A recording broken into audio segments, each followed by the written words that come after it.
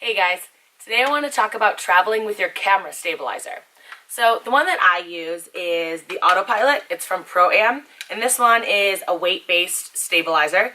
If you're looking for a good, affordable, but still works really well stabilizer, I would definitely recommend this one. I've had it for a few months now, used it on a few shoots, and I'm really happy with it. If you want to know more about it, I did a review video that has like tons of test footage using this and everything.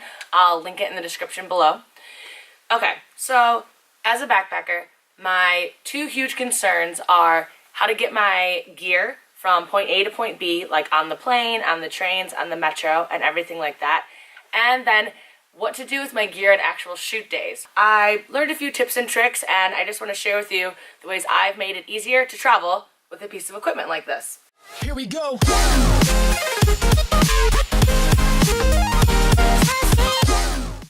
So, the first thing I want to talk about is traveling with this from point A to point B, right? Taking this on the plane when you're a person who only ever travels with carry-ons. Here's my first trick. This thing, I completely take off the head of it. There's these 4 screws under here. So unscrew them, and then this entire headpiece comes off. This is just one of those bags that you get for free everywhere, every time you do like a 5K run, or from your gym, one of those little drawstring backpacks.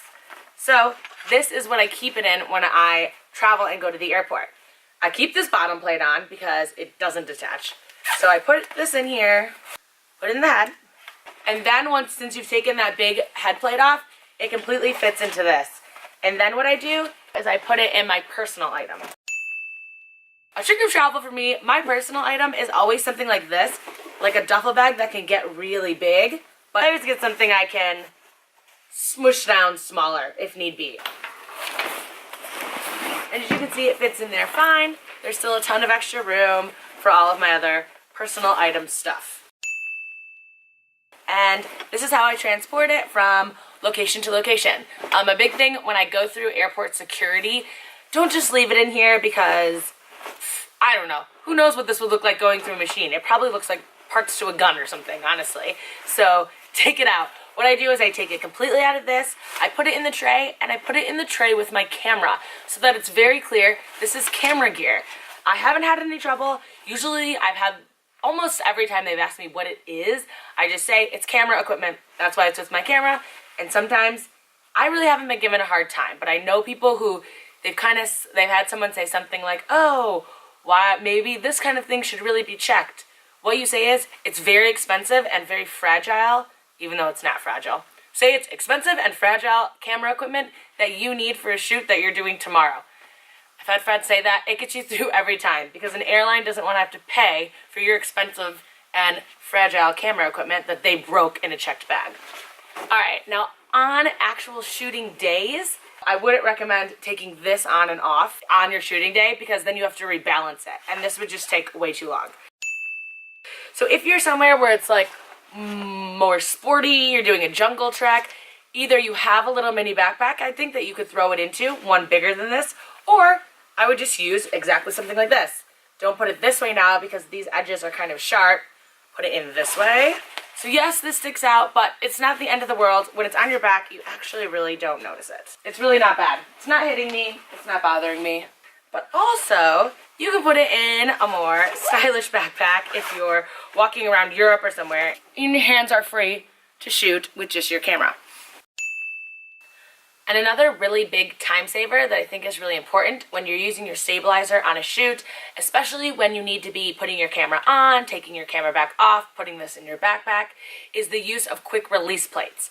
So this means that instead of having, every time you want to put your camera on this, you have to get out a coin, tighten the screw under this, put this on your camera, move your camera to something else, tighten the screw back in, and every time you do that with a stabilizer, you have to restabilize it. So we don't want to do things like that. That's why you use quick release plates.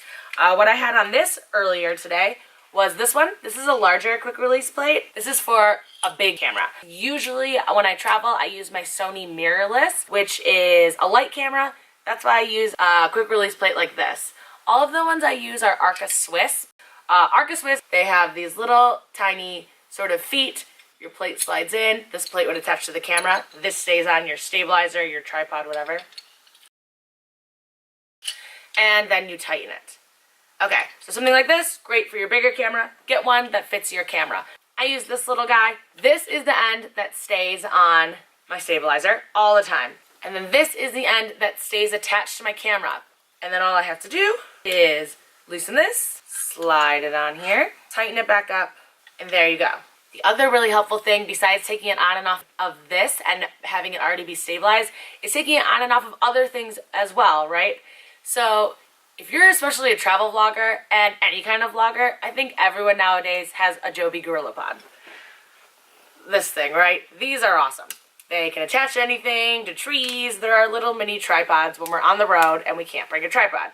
These are awesome. So a lot of times, and sometimes I even use this as, you know, like a little selfie stick.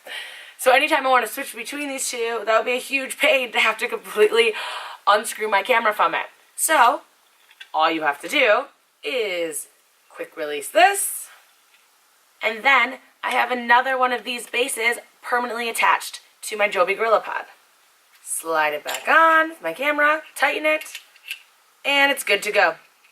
You can switch it in between your camera and your Gorillapod, super easy. Okay, one insider tip about having this on a Gorillapod, it doesn't actually naturally fit onto this because these Joby Gorillapods, especially the ones for smaller mirrorless cameras, have their completely own quick release system that isn't Arca Swiss. And it's not compatible with really anything else. So all I did is I took my Arca Swiss bottom and I took the top to one of these Joby Gorillapods, which will come with it already, or you can buy separately like this. I'll put a link below off B&H Photo if for some reason you lost it. It's just an extra clip for your Joby Gorillapod. I'll link it down there. I'll call it extra clip. All you do is take the screw out of this and super glue it to the bottom of your Arca Swiss mount. Then it works with their quick release system and it works with your camera quick release system. And there you go. You move your camera back and forth easily on the go. And alright, that's it. I hope that these tips were useful to you. I'd love to hear from you guys. Are you using this stabilizer or one like it? How do you travel with it? What's the different ways you get it in your carry-on luggage? And I don't know, share any other tips you have. I hope you like this. If you did, please subscribe to my channel to see more videos like this and to see more of me traveling. Give it a thumbs up. Let me know any thoughts you have below. Alright, well, thanks for stopping by, and I hope you guys have a great day. Bye.